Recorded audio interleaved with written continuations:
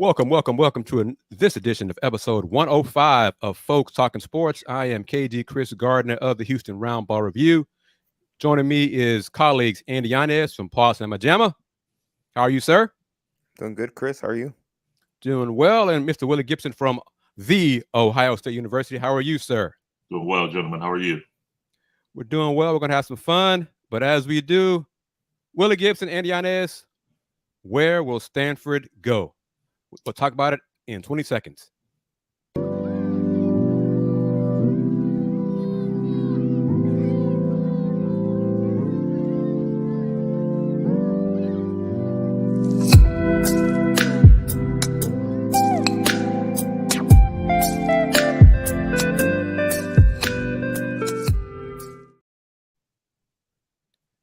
And we're back. All right, let's get right into it. We got an audience here. Corey Miller, a Coug, and a Buckeye. I say, I think Corey's a Buckeye, man. Just saying. You know, the queen of the Houston Roundball Review, Miss Wanda Polk, has chimed in as well. Salute to her for repping the Roundball Review on Friday. Posted a picture of her wearing the red Roundball Review shirt. I need to have that on the show. Make a screen slide of that. But thank you, everybody, for chiming in. You can catch us on X at Folks Talk Sports. But Willy Gibson. Yes, sir. You're a Big Ten person from the Ohio State. Where will Stanford go, in your opinion, sir? The Big 20. And when will that take place, sir? It's a great question. I think now reports are, and I don't necessarily subscribe to this, but and I think your guest last Thursday on the lunch break, Ms. Smith, was it? Yes, Michelle Smith. Mm-hmm. Yeah, I have a lot of people thinking they're trying to get them on the cheap. And I don't know if that's necessarily, I don't know if that's the case. I think when they come, it's just going to be the similar deal that Oregon and Washington got. Fox will bring that money to the table as they did for Oregon and Washington. A third of what the current members of the Big Ten will get in a TV deal. But I think that's eventually what's going to end up happening is that Cal and Stanford will come over 16 Big Ten West Division and make it the Big 20. Andy, in your opinion, what will Stanford do? Logically, that makes all the sense in the world for the Big Ten to be able to stamp that 6-team division, the West Coast division. And ultimately, like Will said, it seems like that's been the plan all along when it came to Oregon and Washington. Those universities, they had one goal in mind, and that was to follow UCLA and USC to the Big Ten. And you'd imagine that for Stanford, that's their ultimate goal if they want to get into one of those quote-unquote Big Two conference, because no other conference makes sense. All right, Brother Gibson, with a great segue. Thank you, young man. You're a professional. I am. He was one of the many folks who watched the lunch break this past Thursday on Roku and Facebook and Twitter and Twitch and YouTube, etc., courtesy of JM&E and the BS3 Network. Here is a clip from my colleague Michelle Smith and her appearance on the lunch break. Check it out. What would you say is percentage, in your opinion, of Stanford deciding to go independent? 30%. I think it's a lot of, I think there's a lot. They're not Notre Dame from a football perspective. Right. They're not. Mm-hmm. They're not going to get, NBC's not going to pay the kind of money it's paid for Notre Dame to, play a football schedule, whatever. I don't know. I think it's still, they're probably looking at the options, but I don't think it's more than 30%. It's a lot of machination required to make that happen in a very short period of time. Then what do you say is the percentage of them joining the Mountain West? I mean, depending on how good the word is we're getting today, I'm going to say 60%. And then I got another 10% hanging out there for God knows what. Some sort of last minute lifeline from somebody. I don't know. I mean, the other thing is, and I wonder, and knowing how much Fox played into the Big Ten discussions, is Fox just waiting for Stanford to be devalued to the point that they can bring them in at a bargain, mm-hmm. right? Like let them flail around, let them figure out they got nowhere else to go, and then we'll invite Stanford and Cal into the Big Ten at an incredibly reduced share and get them for cheap. I mean, it feels to me like stripping this conference for parts was the idea in the first place.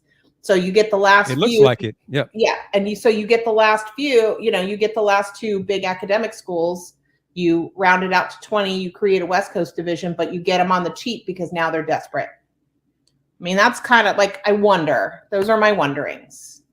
And in your scenario right there, would their share, Stanford and Cal share, be less than Oregon and Washington? Oh, yeah. I mean, this is a garage sale at this point, right? I mean, like, I hate to say it like that, but that's where we are. Like, Stanford and Cal, they don't have leverage. True. There's no leverage for Stanford and Cal. Stanford's leverage might be we might go independent, and the Big Ten would say have a good time with that. And regarding the Mountain West, would it be Stanford, the smaller ones, Oregon State and Washington State joining the Mountain West? Or would it be some sort of merger? I think all four join the Mountain West. Whether the Mountain West rebrands at that point, I don't know. I don't know the answer to that, right? So if they can put together the four teams and from what's left of the Pac-12, it feels like maybe there's a rebranding to be done. But it's not a Power 5 conference. And I think that, I think Stanford wants to play Power 5 football. And in that really worst case scenario now, if they rebrand and are not a Power 5, Autonomy 5 conference, that's less payout. Yep. Mount West is like $5 million per school. Right. Financially, it's devastating. And I think particularly for Cal, I think Stanford has, the alumni base to help support, although I don't see that happening moving forward without making some cuts. Those cuts that they talked about that they ended up pulling back because they got all those extra sports endowed. There's just nothing to, there's just not enough money then to protect the program. So I don't know. It's a mess. There are no happy answers or good pathways here for the last four teams left in the Pac-12. They are trying to do the best they can to find a home that works the best for them. But there are no ideal scenarios here. None. And let me remind everybody, you're watching the Houston Roundball Review Takeover of the Lunch Break, powered by JM&E, streaming live on Roku, courtesy of the BS3 Network. I am KG Kris Gardner, and joining me is a colleague, Michelle Smith. We met at a women's Final Four a few years ago, and we kept in touch over the years. And let folks know a little bit about your background, and you touched on what you had to do now because of things you had to do way back when. So I've been covering the Pac-12 for about 30 years. I was at the San Francisco papers, both the Examiner and the Chronicle. I was on primarily my coverage has been around women's sports and women's college basketball for the last 30 years, but I spent 7 years on the Stanford football beat. I covered Pac-12 football for AOL when they had a sports site called Fan House. I've been around the conference a really, really long time. So watching what's happened, I mean, honestly, it hurts. It's hard. And I think that when you see the way it fell apart, it makes sense, but you still can't believe it actually happened. Like, that's the way I feel about it. I'm reading some of the, I guess obituaries, for lack of a better term, and I see how it happened, and I still can't believe it happened. And Yanez, hearing her say that, what are your thoughts? Those four schools, geez, the remaining Pac-12 schools, Pac-4 now, their options, you hear the phrase making chicken salad out of chicken, it's kind of the inverse of that. Chicken feathers. Yeah, we'll go with chicken feathers, Kris. It is a scrapyard. I mean, the Mountain West Conference, boy, how the mighty have fallen. It's real. Honestly, it's unbelievable just that those are their options, especially when obviously you're focusing on Stanford. But there really are no good alternatives. It's trying to make the best out of a very, very terrible situation. But Andy, Will says the best alternative for them will be going to the Big 20. Yeah, that certainly is the best case scenario. And like I mentioned earlier, that's what Stanford and Cal would certainly hope, pray that it happens. But here in her speech, she said 10% for everything else. And Yep. specifically when it comes to the Big Ten, if the Big Ten doesn't come and save those schools, and it certainly doesn't seem like it'll happen this summer or within the next few months, they're going to struggle for at the minimum at least one calendar year. And that impact for that year is certainly going to be felt at those programs. And Willy Gibson, why would Fox, after all this time, opt to give Stanford and Cal the same amount of money as Oregon and Washington? Well, it's a third of what everybody else would get. I think that would be year one of the 7-year deal. So at that point, it's between 75 and 80 million. So 30 million as opposed to 75 million. At that point, is couch cushions for Fox at that point. So, and they still have they still carry a weight. I mean, Stanford and Cal, AAU schools, Association of American Universities, so they carry that academic weight on the academic side. Their football programs aren't the best, but you look at non-revenue sports, Olympic sports for that matter, they carry a huge weight when it comes to that. Now, will Fox care about that? They're looking at football? No, but they also are looking at the big picture. Again, that's a 6-team West Coast division that they will have more options that they can view. They can put football in all 4 time slots, if you will, versus the 4. It's going to be a bit of a challenge with 4, but with 6, that kind of alleviates any pause or any issue that you would have with programming at that point. If I'm Oregon and Washington, why would I be okay with Stanford and Cal getting the same as us? At that point, you're looking at the situation. I don't think it's a situation at that point you're comparing. I think at that point, it's like, we made it. We're getting more than we would have got had we stayed in the pack, whatever. I don't know if it's a situation at that point. Because again, as I said last week, Kevin Warren was bundling these 6 schools together last year with USC, UCLA, Oregon, Washington, and Cal and Stanford. So these conversations have been ongoing. We're just becoming privy to them. But I don't know that it's necessarily an issue of, they get more than me or they get the same as me. I think at that point, everybody's happy that everyone got a soft landing spot. I'm going to be petty. I know, because I see it. I see it. It must be really, really good to be Oliver Luck, to be hired as a consultant for the remaining 4 members of the pack. Yeah. To be paid to tell them common sense. Willy Gibson, Andy Yanez, Corey Miller, Wanda Polk, anybody else watching us on YouTube or X.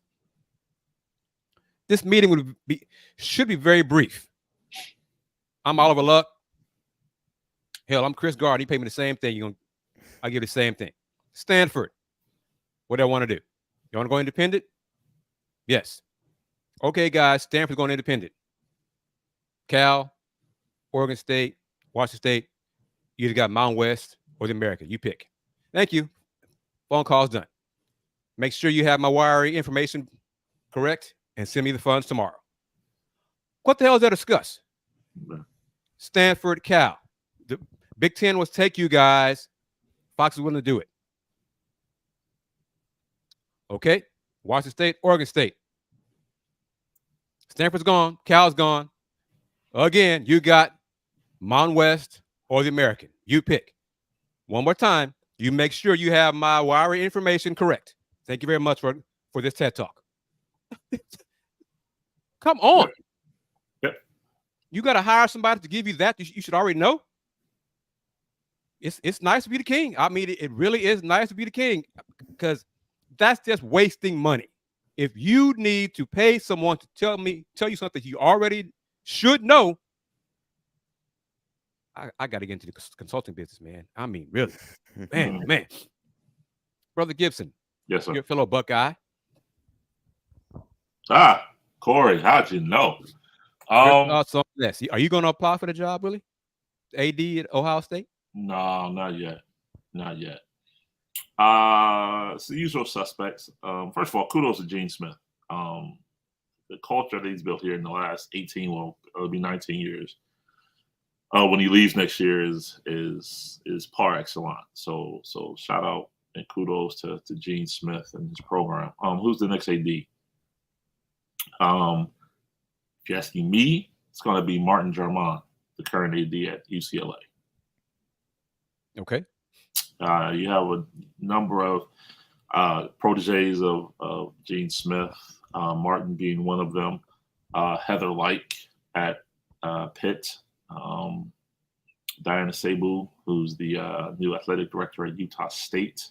Mm-hmm. And as in last week. Yeah. Yeah. As in last week. How about timing for that, right? Because she's definitely in the mix, but with that's timing. Pat Chun at Washington State is a Gene protege as well. But of those names, those are just in-house. Ben Jay as well. But out of those, I think it's going to be Martin Jarman. Martin, did he work at Ohio State? Yeah, he worked at, he was Gene's right-hand man for 7 years. Pat, all of those names I named worked at Ohio State under Gene Smith. So it's all in the family at this point. So Andy, you just got to keep grinding, man. If you want to become an AD at Ohio State, just at some point in the future, put that on your list to become AD at Ohio State, or you just wait around and become the VP of athletics here at Houston, in what, 10, 15 years. That'd be one of your goals, Andy, to become a VP of athletics for a Power 5 program? No, no, Chris. No. All right. Be petty again. 20 teams. Willy Gibson. 20 teams in one conference, supposedly one conference. Yep. And it's football. Yep. Give me the schedule. How often would you just break it down? Give me the schedule for, what is it? How many conference games in the Big Ten? 9? 9 right now. It'll be 9. It'll be 9. Okay, so 9. So there's a chance you may not play 12 other members or 11 other members in 3 years? Once in 3 years? Yeah, if you want to do that, yeah. It's funny because I just put the schedule matrix together last month for UCLA and USC, and they now have to scrap that or tweak that to add now Oregon and Washington to that. So we're waiting on that. But yeah, pretty much. That's not a conference, Will. I mean, I was thinking about this off the top of my shiny bald head a couple hours ago. NFL. Yep.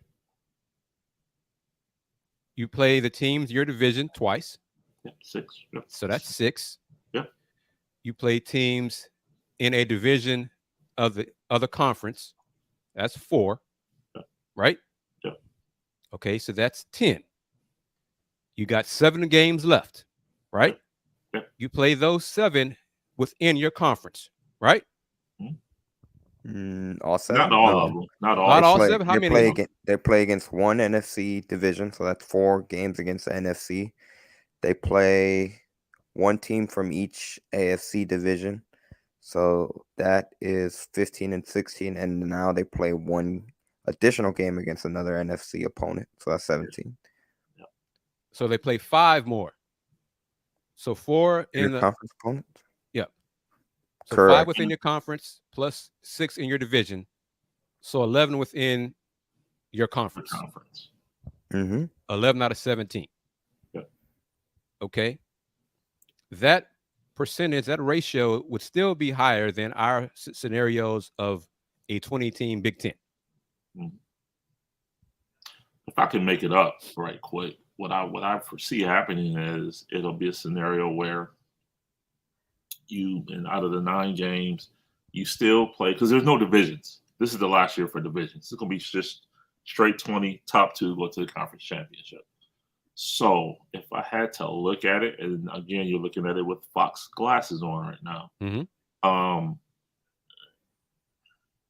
Let's say Iowa. Let's just use Iowa because Ohio State would be easy. Let's just use Iowa. Okay. Iowa has a natural, a couple of natural rivalries, if you will, in the Big Ten. You have Wisconsin, you have Purdue. So those games will always be played. Out of their 9, you're always going to play Iowa. You're always going to play Purdue. You're always going to play Wisconsin. So then you look at those teams, I can see playing a pretty standard current Big Ten schedule. And every now and again, you'll sprinkle in a Stanford or a Cal. Now, you look at Ohio State. Ohio State's definitely going to be playing 4 of the 6 West Coast teams every year, without question. Why do you say that? Why do I say that? Yes. Because you have Ohio State, USC. That's going to put eyeballs on the screen. You have Ohio State, UCLA. That's going to put eyeballs on the screen. Ohio State, Oregon. It's going to put eyeballs on the screen. Even Ohio State, Washington is going to put eyeballs on the screen. If you don't want to put Washington in there, Ohio State, Stanford will put eyeballs on the screen. Even though Stanford is not the best football team right now, Ohio State alumni in the Bay Area is huge. Okay. So you put those 4 teams and that's 4 for Ohio State out of 6 out of West. Then you're still going to play the team up north every year. You're still now Penn State could be a question at that point. Maybe you'll put in a Minnesota at that point. You'll put in an Iowa. You'll put in Rutgers, Maryland, because those are still substandard teams, but the DC market and the New York market. So what's that? That's the 9. That's how you get to your 9 with Ohio State. Then you look at non-conference for Ohio State starting in 25, Texas comes here. In 27, Alabama comes here. And then subsequently in 26, Ohio State goes to Texas. And then 28, Ohio State goes to Alabama. So that's pretty much how an Ohio State schedule would look in a revamped Big 20. And okay, so when would Ohio State play the other teams in the Big Ten? Would they ever? Yeah, the way the Matrix went last month is well, yeah. The way the Matrix went last month is it would rotate every 3 years. Now, with addition of 2, perhaps 4 teams, we shall see. I tell you, the bigger the conference gets, the less you play the other members of your conference. Ah, yes, good old college football. The world revolves around you. Oh, but hold up. I gotta say this though. Yeah. They got a home and home with Oregon off the schedule that was scheduled, I think, for 2032 and 2033. Because now Oregon is a member school. It's now a conference game. So that home and home has to go away. It's no longer a need for it. And that same issue is being presented with the new expanding Big 12, because I think, Andy, Ryan Monson, go Coogs. Houston, Utah, and other opponents. Colorado are impacted with the new membership. So they got to reschedule some of those games that used to be non-conference or not conference games, will be conference games. And they replaced it with a really good home and home. Yeah, the Coogs got Oklahoma. Home and home. Oklahoma home. 24 and 28. 20, was it 20? Something like that. 20. Correct. 2024 and 2028. Yeah. Okay. Nice. All right. Before Andy has to leave in a few minutes, let him answer this question. What place do you think UH will be in the Big 12 at the end of the season for football, Mr. Yanez? Yeah, that's true. LSU in 2025. Top 7. Top 8. Top 8. Top 8. Top 8. So top half of the conference In is what, 16? football? In football. Correct. In football, Bills men's basketball would have been way higher. Okay. Top 8. So this is a 14-team conference. Top 8. Really? Yeah, really. Give me your Big 12 conference record for the Cougs. So 9 conference games, right? 9. Correct. So you got how you got it going? 5-4. So you made Miss Wanda happy. Naveen West says Virginia, 5 wins. Texas Tech, Texas, Cincinnati, Oklahoma State, 5-4. I see 2 of those are losses already. That's just Yeah. Okay. Do it again, Andy. Real quick. Say it again. Oklahoma State, West Virginia, Texas, because of course you have to include Texas. The guarantee. Yeah, you got the guarantee right there. Correct. So, yeah. Okay. Cincinnati and Texas Tech. All right. So Naveen says 5-7 overall. So that's lower than your 5-4 in conference play. Well, if they're going 5-7, that means that they lost to one Rice. of the 3 in Rice, UTSA or Sam Houston so. State. Yeah. So you got them 5-4. So you got them going to a bowl for sure. Then. Yeah, for sure. I think they could get to a bowl. Maybe I'm just being super optimistic. Oh, Tony, you know what that means, Tony? To go into a bowl, that means at least 6 wins. So that means Dana's going to be safe based on what I was told back at Football Media Day. So, Tony, take it up with Andy. What are these bowls? What are these bowls you speak of? This is what folks go for outside of the ivory tower have to deal with. You know, what they aspire to reach. Chris Pesman he believes that the Cougs, a successful season for the Cougs in the first year in the Big 12 would be going to a bowl game. So typically that's 6-6. Typically that's 6-6. 6-6 gets you to a bowl game. Wow. Where'd they go last year? 8-5. 8-5. 7-5. Yeah, Oh, 8-5. wow. Yeah. Cool. Yeah, Corey. The Buckeyes? Yeah, New Year's 6 bowl? Yeah, he must be talking about the Buckeyes. Yeah, we're talking about the Cougs. No way.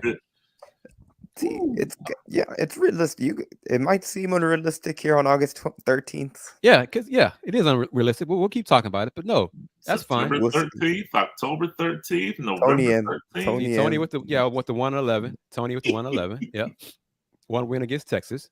But Andy, the final moments with you.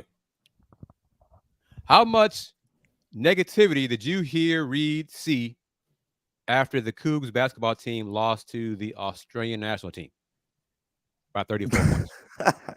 I think I might have seen some comments talking about how they were, lost in a lopsided fashion, but anybody with context against the team that they played should not have complained whatsoever. They were playing against not just professionals, they were playing against NBA players, grown men that have been playing for years, some more than a couple of years, some closer to a decade. To be honest, holding them under 100, obviously it's nothing but rebounding by the turnover. There's some silver linings there that for me was impressive that they were able to more than hold their own against that Australia team. And of course they were going to get blown out in that game. They're playing against NBA players, but there's some silver lining in it. And that was the only game they lost on their Australia trip. Yep. And Will. Yes. Some of the players, Patty Mills, Josh Giddey, Joe Ingles, Dante Exum, Matthew Dellavedova. I said, was Deli on that? Yeah. Yeah.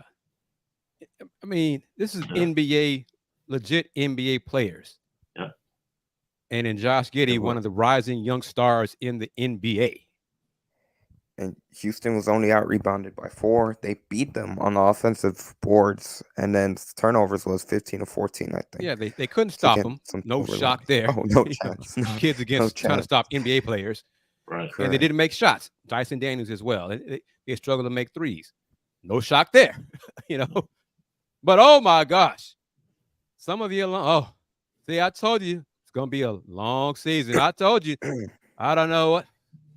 Ali. Chris, Okay. Naveen, I don't McFarland know. is a freshman. I don't know what you had expected This is from barely Jacob his McFarland. first. He's not even a full 3 months into the program. Yeah, I had zero expectations for Jacob McFarland this season at all. Jacob he's a twig. He's just a beanpole, and he's gained weight. He's still a beanpole. He played better. I saw the game this morning against the Australia select team. He rolled his ankle late in the first half. I want to say he either slipped on a wet spot, going for a rebound or whatever, but he rolled up his left ankle. He was helped to the bench, helped to the locker room at halftime. He came back and played a little bit in the third quarter, and then he didn't play like the fourth quarter. But yeah, oh my goodness, he is not ready at all to be a contributor. He is not JoJo Tugler. Okay, JoJo is part of the rotation. He's a freshman. They're counting on to get minutes. And happy to say, JoJo is a finalist for the Guy V. Lewis Award. So, the committee got that right as well. And if you got to check out, man, thank you for your time. As always, how can folks find you on social media? Yes, sir. They can find me on X at Yanez_5. And of course, they can subscribe to the YouTube channel Pawd Slama Jama on YouTube. 3 weeks, I guess officially under 3 weeks now, until the Houston Cougars football team opens the regular season.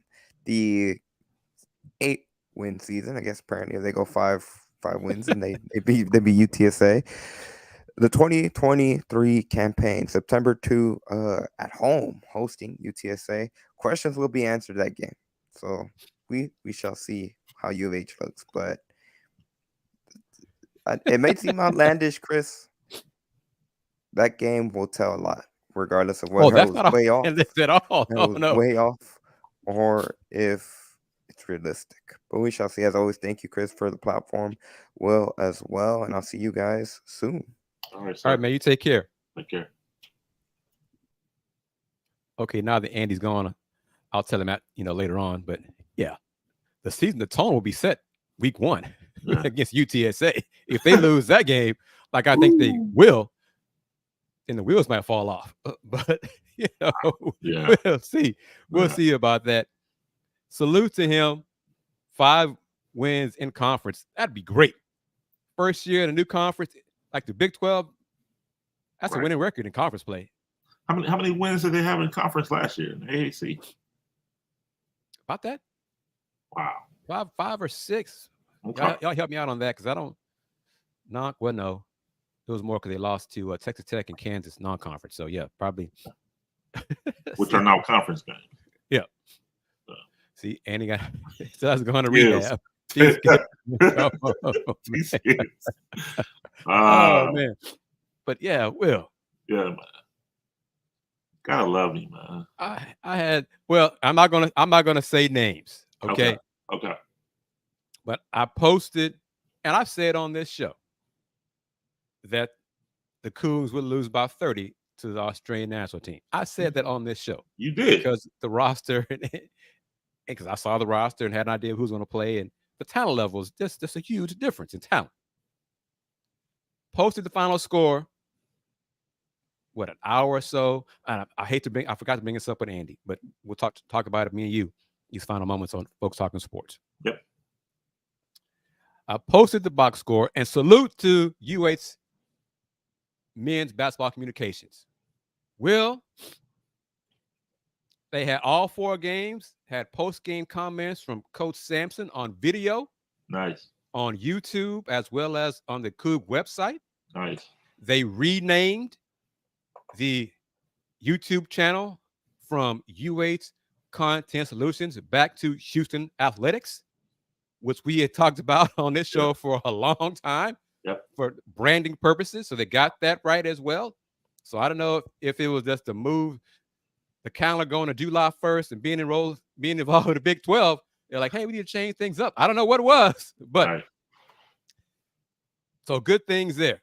But Will and everybody, Naveen, D-Skills, Miss Wanda, I posted the final score of the loss to the Australian national team. I got a call from a colleague, within minutes. Hey, are the Cougars that bad?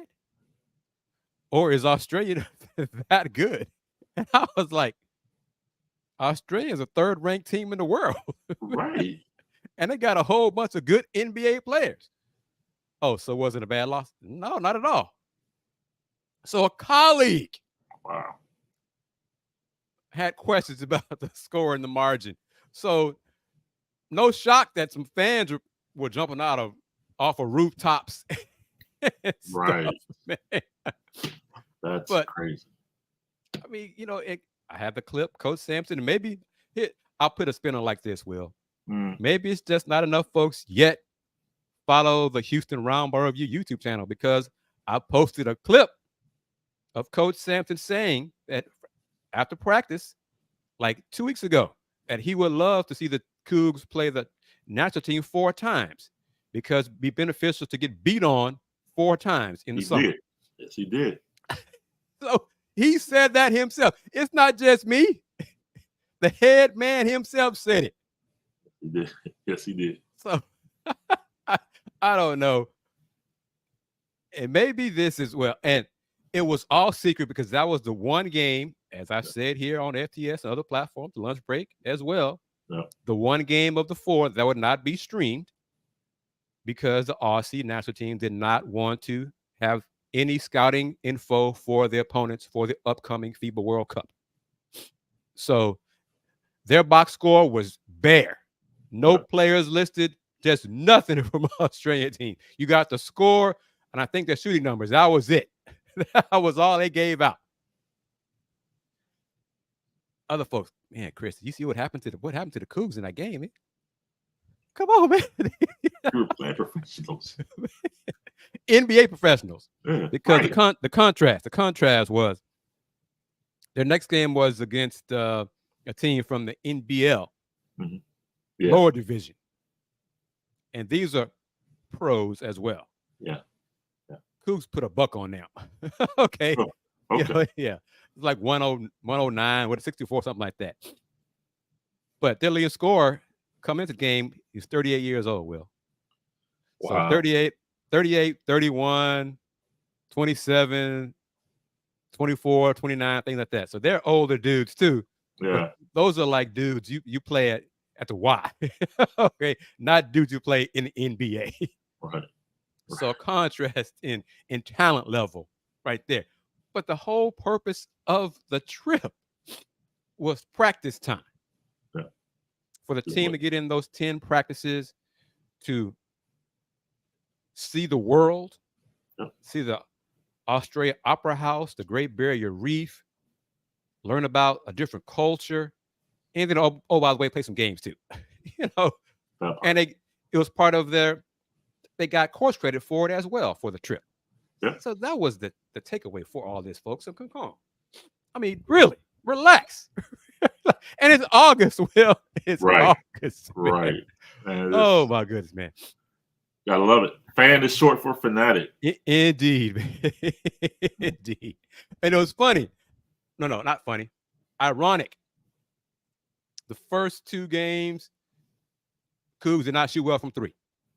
One person commented, boy, this team just can't shoot well from 3. Man, they just can't. They got no 3-point shooters. Wow. In the game, they scored 109. They were like 15 from 32 from 3. No comment from that person. No, didn't hear from that person regarding the 3-point shooting. Oh, man. Oh, boy. But, yep. Hey, I'm not a fan. I cover the team. I'm objective. Speaking of objectivity, I'm not sure about this one yet. Where I think the Cougs will finish in conference play. Not first. I'm not picking up first. I think Kansas will do what KU does in conference play. I think the Cougs could lose 5, 6, 7 times in conference play and still be good. And the sky would not be falling. It'd still be good if they lost 5, 6 times in conference play. That'd be okay too. But man. Oh boy. But oh yeah, I want to bring it up because Tiger fans, Cougs living rent-free, Will. Rent-free in Memphis fans' heads. Where is it? What? Where is it? Where is it? I know Corey said it. Oh, here it is. Rent-free. rent-free. Wow. They saw that box score. I told y'all UH wasn't ready for the Big 12. I told. Why do you care? Right. You know, Right. it's not your team. Right. So why are you still keeping up with the Cougs? And again, the Australian national team is ranked 3rd in the entire world. Memphis, not ranked 3rd in the world. Houston, not ranked 3rd in the world. Right. And this is like a day or so after. I don't remember the final score, but I know that the Bahamian national team beat Kansas. Team with Buddy Hield, Eric Gordon, DeAndre Ayton. They beat Kansas. Yeah. Ending Kansas international winning streak. Oh, I didn't hear anything about that. 0. Right. Nothing. Right. Fans are fans. I tell you, you know, I get a kick out of it, but then some of the comments got personal, and I was like, yeah, let me turn this off. You know, I mean, like, y'all, this is August. Man, y'all getting upset about a game that don't mean anything in August. Yeah. Yeah. Alan, how you doing? So yeah, so they lost to the Bahamas. Will, I don't think the Bahamas are ranked top 10 in the world. No, I don't think they're ranked top 30 in the world, but they beat KU. Right. Go figure that. You have a team with a few NBA players, good NBA players. They're better than a college team. Ooh, Imagine that. Imagine that. Shock. I'm really shocked about that. Brother Gibson, do you watch any of the Hall of Fame, the Basketball Hall of Fame? I did, man. I watched all of it. What are your thoughts on it? I did not watch any of it, by the way, but what are your thoughts on it? Oh, yeah. Phenomenal presentation. D-Wade, I mean, he sealed it at the end with his pops. I don't know if you saw. Oh, he said it won with his pops. He popped the dog. They had the same dream. They have the exact same name. Pops joined me on stage. We take our steps in the basketball heaven. And then, you know, he gave major props to AI. AI was his presenter. Yeah. And he gave major props to AI. And that, I had a conversation with a friend of mine today, and that was huge. That was huge for me because AI gets hammered. I mean, AI, as D-Wade said, is the culture. He's the cornrows, the do-rag, the arm sleeve. D-Wade wore an arm sleeve his whole career because of AI. He wore the number 3 because of AI. And AI took a lot of shots for being AI, being himself, not conforming, not fitting into the corporate box that the league wanted him to. And because of that, he allowed a lot of other future players to do the same. Yes. And it was great to see D-Wade on that platform, on that stage, figuratively and literally, give him his flowers. So that was huge. I mean, Dirk Nowitzki's speech was great. Greg Popovich had a phenomenal speech. Everybody had I'm going to sit up here and say these names and imply that others didn't. But it was great to see the 76 U.S. Women's Olympic team get inducted as a team. Ann Myers, Drysdale, and Nancy Lieberman were individually inducted previously, but to have that team inducted was huge. The Division III coach at Amherst College, David Hickson. I mean, I'm saying I said his name because you think one thing that was shocking though, I thought Gene Katie was already in the Hall of Fame. I did too. That was crazy to me. I'm watching it and I'm like, wait a minute, Gene Katie not in the Hall of Fame? Like, that's crazy to me. But yeah, so it was good. Great. You know, had a chance to see them at the men's Final Four in Houston. That's when they had their first press conferences about being the inductees and seeing everybody on the dais give their comments. And that's when it clicked in my head that Gene Katie was not in the Hall of Fame prior. I was like, oh, he's not. I was like, wow. Yeah. But yeah. So Coach Gary Blair, yeah, Hall of Fame, I've known Coach a long time. Becky Hammond. Yep. Becky Hammond at Colorado State when played to see Rice was in the WAC. Both those schools in the WAC together. So she came to H-Town long time ago in college. And she even participated in a women's spring league for the Colorado Chill. And the Houston team name was the Houston Stealth. They played their games at Rice. So that's where, and I was the media director for the Houston Stealth. Okay. So that's when I got to see Becky Hammond up close. So I got some ties to some of those folks. So it's cool. But Saturday I was at Delmar Fieldhouse because Houston Independent School District had their Hall of Honor ceremony. And they had a stellar class. This is the third year of it, HISD, as far as I'm concerned, the HISD, not Humble. Humble. When I was growing up, it was only one HISD in Houston. It was the Houston Independent School District. Somewhere along the line, Humble, I guess, pitched a fit. And now you have to say Houston ISD or Humble ISD. And yes, it's Humble, not Humble. It's capital HUMBLE, Humble ISD. That's the town, not the word, the adjective, whatever. I'm like, all right. But I know as a proud product of Houston ISD, SP Waldchip High School, class of 1990, the greatest class in the history of the high school. It's a fact. Not just me saying it. It's a fact. And I mean that seriously because we had the most 4.0 plus GPAs in our class in the history of Waldchip High School. That's a fact. How many other than you? How many? 21. 21 plus me, so 22. Yes. But Madison Marlins High School basketball team of 85 was 40-0, won state championship. They were honored yesterday. 40 high school games? Yes, 40-0. Yep. Wow. In 1985. Okay. Wow. Okay. So that's 40 years ago. Yep, 40-0. Wow. They were the first no pass, no play team. That was like the first year HISD said, you don't have a GPA of whatever, 2.0, you can't participate in athletics, high school athletics. Wow. So, yeah. And that team had 8 Division I players. Wow. So there was the first really legit of the modern era HISD basketball champions. So they were honored. Sydney Colson from Westside High School, Texas A&M, Las Vegas Aces. She was one of the inductees. I saw her play in high school. Her dad was there to give her induction speech because, Sid's in WNBA hoop with the Aces now. But just seeing a whole bunch of people either I grew up with. Greg Height. Oh, wow. Greg Height was inducted yesterday. And folks don't know, Greg Height wasn't an All-American in high school. He was one of the first Mickey D's All-Americans from Houston. Oh, wow. And so, yep. So he was, how can I phrase this, Will?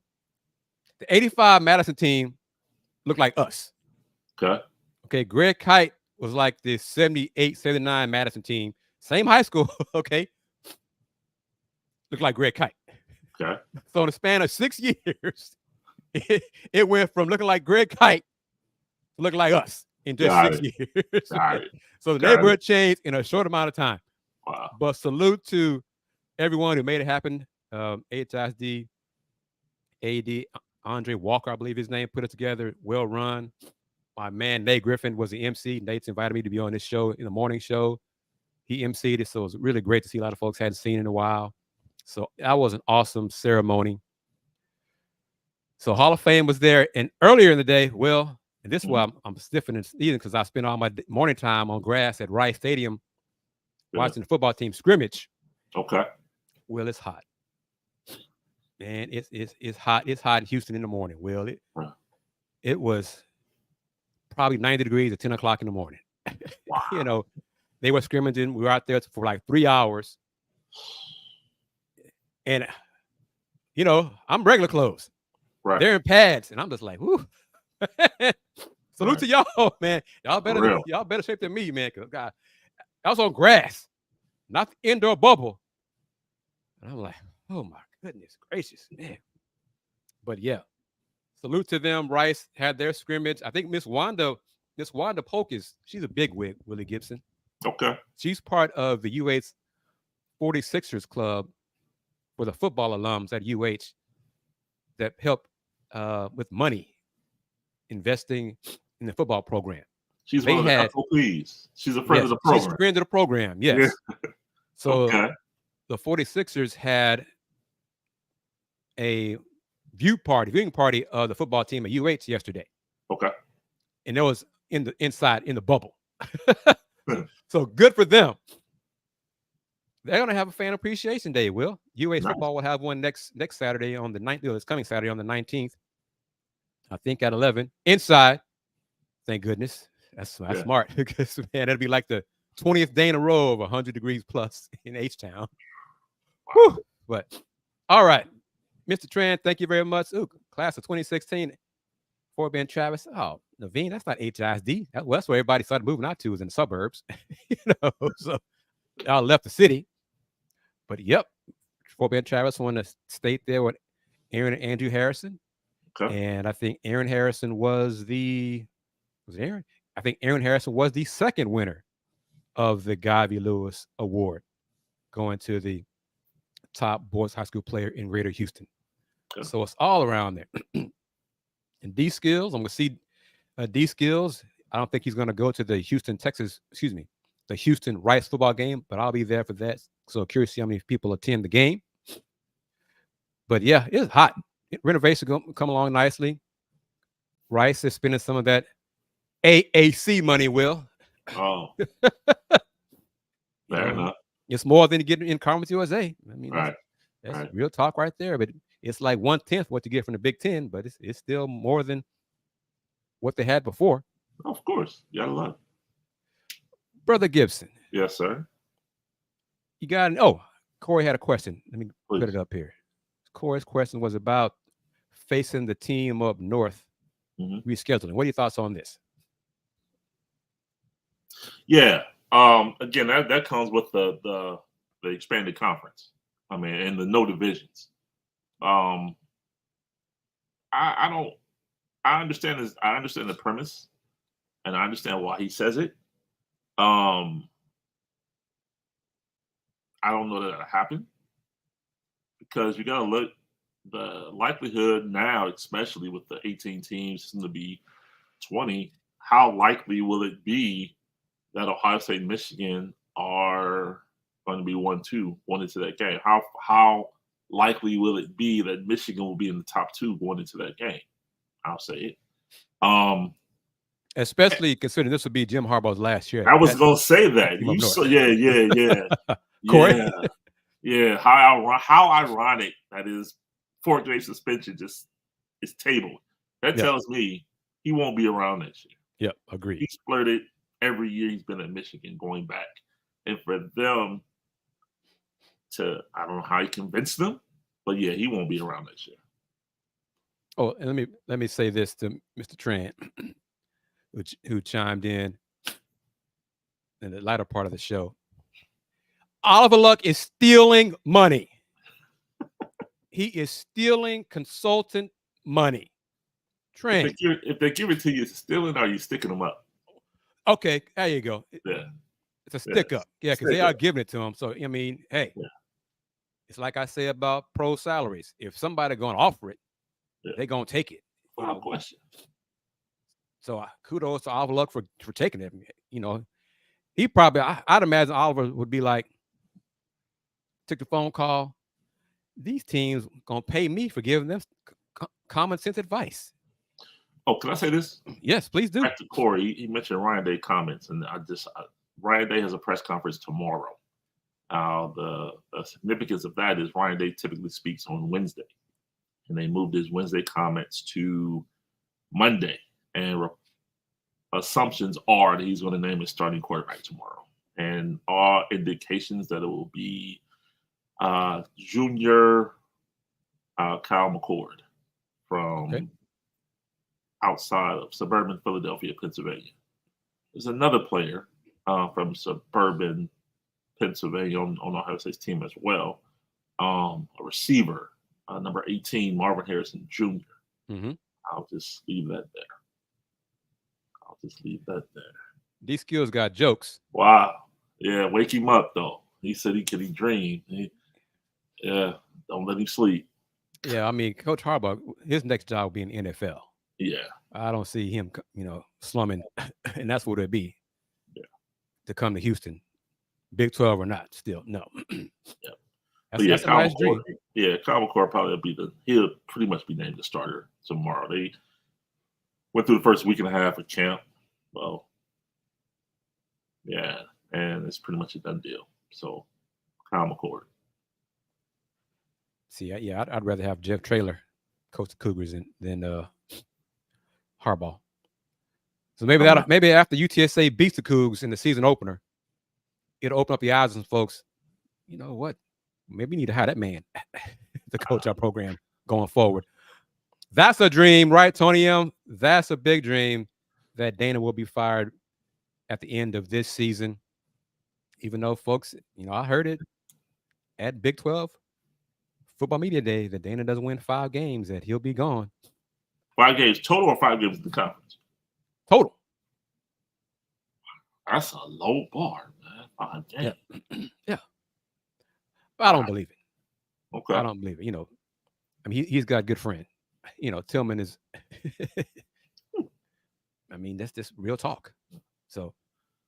Oh, if it's Sunday, I gotta throw this in. If it's Sunday, that means Ohio State signed another player. Yeah, what you got, Corey? Yeah, I do. It's November 11th, night game against Michigan State in the shoe. The gray out, if you will. The all grays with the scarlet numbers. I like them a lot. And that's the name of the game right now. You got recruits. I guarantee you every recruit in the next 2 recruiting classes will be on the sideline for that game to see this alternate gray uniforms. And that's the name of the game right now. You got to get kids. You got to get in front of kids and let them see these are the types of things we're doing at Ohio State. We have the alternate uniform. They wear them once a year at home. Typically, it's the team up north game. This year, that game's up north. And so this year, the Michigan State game at night will be the alternate uniform game. But speaking of that, Ohio State did sign, or a recruit did commit today, Jeremiah McClellan, 6 foot 190 receiver from. And I'm assuming that means we'll beat. Yeah, we'll beat. Yeah, okay. 6 foot, 190-pound receiver from St. Louis, the number 4 ranked player in Missouri, committed to Ohio State today from Christian Brothers High School right outside St. Louis. Mr. Gibson, if that happens, that'd be 3 years in a row, right? It will be 3 in a row. And would that result in a new head coach? Well, Ryan Day's entered his 5th season. He's 45-6. 2 of those 6 losses are to the team up north. If he makes it 3, how hot is it in Houston? Feels like temperature's like 115, 116, 117, 118. It'll be hotter in Columbus in November. I tell you, man could be at that point 55-6 or whatever, and lose to the team up north for the 3rd year in a row to go to 55-7, 55-7, and could be unemployed. And mind you, there's a new AD coming to town. Oh yeah. And Gene and Ryan Day are like this. Would y'all want to hire Mac Rhodes from Baylor? We good. We good. Yeah, it's pretty much a done deal to me. I'm just Martin Jarman is the name. Pat Chung is the name. I mentioned the names earlier, but if it's me, it's Martin Jarman. This is a Houston Roundball Review mug. Yeah. I'm expecting my new Folks Talking Sports mug to arrive on Monday. The first one arrived, handle was broken, so I requested a reorder. I should be getting that August 14th. So I will be sporting that mug on future FTS shows, and I encourage everyone to either get you an FTS mug, a Roundball Review mug, or a Roundball Review shirt, tank top, whatever. Click on that shop button. Video, that button appears, I think, for live stream shows, or the view product button as well. So we're going to wrap it up on that hour timeline. So Willy Gibson, going to give you the big screen as soon as I get your info here. Yeah. You got it, my man. How can folks follow you? I appreciate you. So you can always follow me. I'm still old school. Call me a contrarian, but on Twitter and Instagram at Will Gibson 7 and Facebook on at Will Knows. And I am, let's just do that. ID Threads and TikTok, Houston Roundball Review. Slowly but surely getting off of X. And also now have IG and Threads for folks talking sports. It's a few weeks old, so follow the show for content there. Football content, more than just basketball content on IG and Threads at folks talking sports. Bring my man back. I can do it right. There we go. For Mr. Willy Gibson, thank you very much as always for your content and your insight. To Miss Wanda, Naveen, Tran, Corey Miller, Tony M, D Skills, everyone watching us who participated in the conversation on this episode 105 of Folks Talking Sports. Thank you very much. Tell your friends about the show. Tell your friends about the channel at Houston Roundball Review. Until next Sunday, Brother Gibson. Yeah, I'm good. All right. Until next Sunday, everybody take care. Last thing, since 1994, the Houston Roundball Review, local name, global perspective. I'll take care. Peace.